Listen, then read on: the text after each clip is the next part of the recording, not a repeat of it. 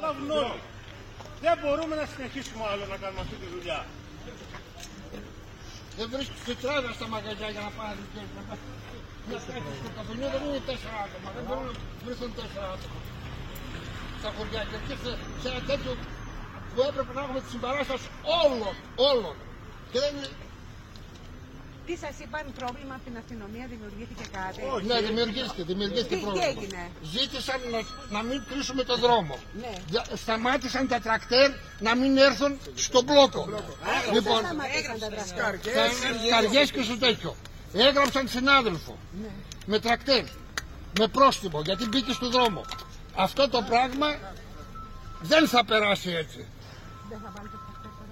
Όχι, πάμε για κατάσχεση. Αυτό μας λέει η αστυνομία, ότι αν κλείσουμε τον δρόμο. Θα σε πάρω μετά, ή κάτω, ή θα σε πάρω μετά. Δεν μπορεί κανένας να ρηψοκινδυνεύσει. Δεν πρέπει να σου φεύγει, τι να κάνεις τώρα. Θα πούμε εμείς το πούμε τώρα. Λοιπόν, κλείσε. Να ρηψοκινδυνεύσει το μηχάνημά του, γιατί είναι μεμονωμένο. Δεν είναι μόνο το να ρηψοκινδυνεύσει. Είναι αυτή τη στιγμή πήραμε μια απόφαση για να μην κινδυνεύσουμε και να μην δημιουργήσουμε πρόβλημα στους συναδέλφους μας. Λοιπόν, αυτό θα καταγγελθεί πανελλαδικά. Αύριο γίνονται συσκέψεις των μπλόκων σε όλη την Ελλάδα.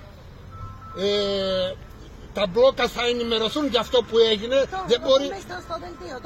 Δεν μπορεί χθες να μας πάνε συνοδεία πριν από το Ρίο με δύο περιπολικά. Ένα από εδώ, ένα μπροστά, ένα πίσω, σε κάθε λεωφορείο για να πάμε στην Αθήνα, και σήμερα να μην αφήνουν τα τρακτέρ να δουν στα μπλόκα. Δεν γίνεται αυτό το πράγμα. Εκτός αν υπάρχει κάποιος άλλος νόμος. Εμείς συνεργαστήκαμε όμως. Και τώρα τι σας απείλησαν, ότι θα σας κατασχέσουν τα Ναι, απείλησε η αστυνομία ότι θα κατασχέσουν τα μηχανήματα. Και ότι θα γίνει, θα πάνε κόσμο στο αυτόφορο. Έχει φτάσει ο εισαγγελέας. Η απόφασή μας. Λέει ότι τα μηχανήματα θα πάρθουν.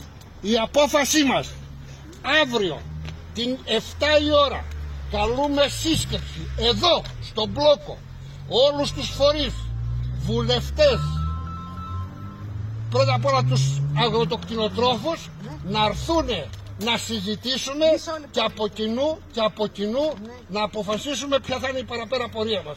Πάντως έτσι δεν θα μείνει αυτό το πράγμα. Καθίστε εδώ να ακούμε το δελτίο.